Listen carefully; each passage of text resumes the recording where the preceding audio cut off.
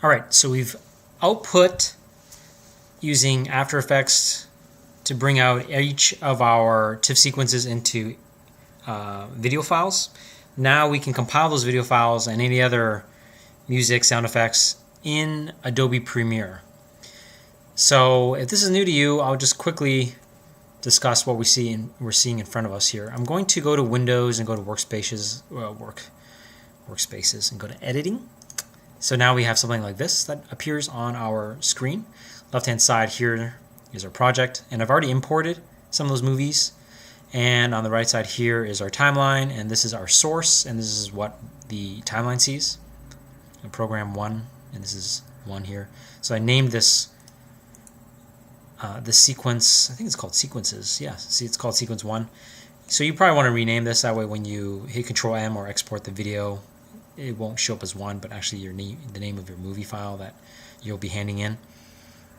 I'm going to just select a few of these shots. I'm going to drag them in over here, okay, over the video 1. So you have a few different options here. You have video 2, video 3, and you have also audio tracks. You can right click and add tracks as well. So right here, add track. So you want to maybe right click over here, add track, or you can delete tracks. Same with a video up here as well.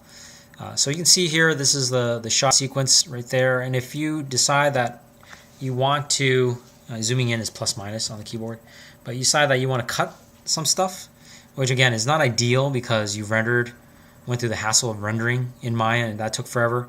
But then to cut frames is kind of sad. But if you do need to, it's C and then V to have the selection tool, and then just hit the delete key, and then you can right click over here and then ripple delete, and that'll delete the space. So that's one really cool handy thing that I like to use Adobe Premiere for.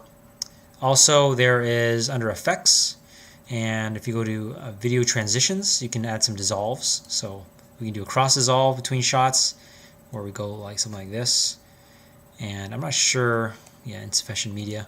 And so this, because you can see how this cross dissolve doesn't, it's kind of working but not really, just because Adobe Premiere said that there's just not enough footage to be able to do a cross dissolve.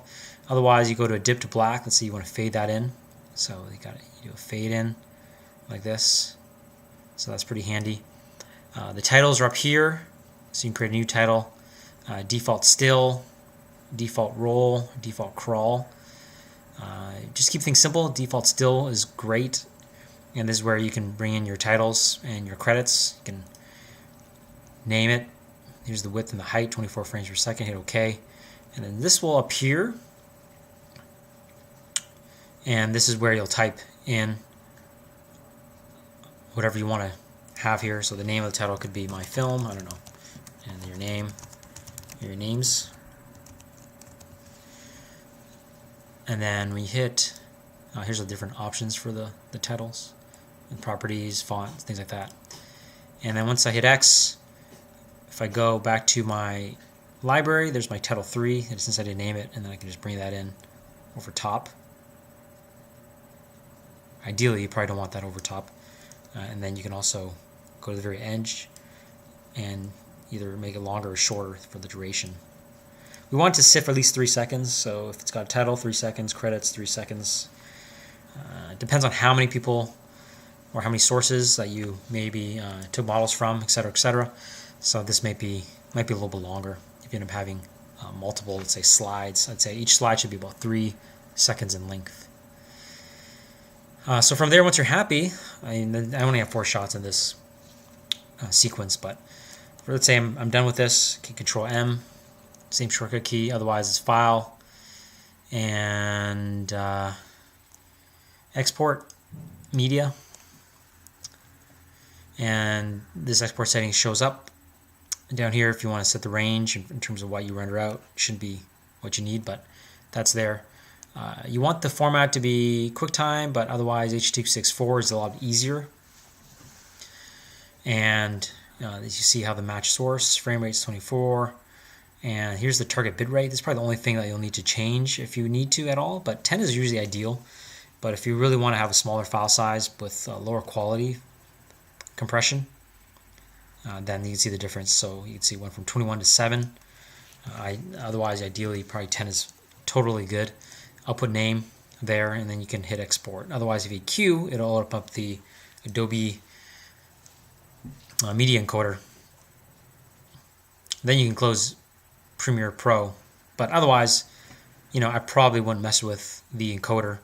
I would not have queued that. I just would have hit export.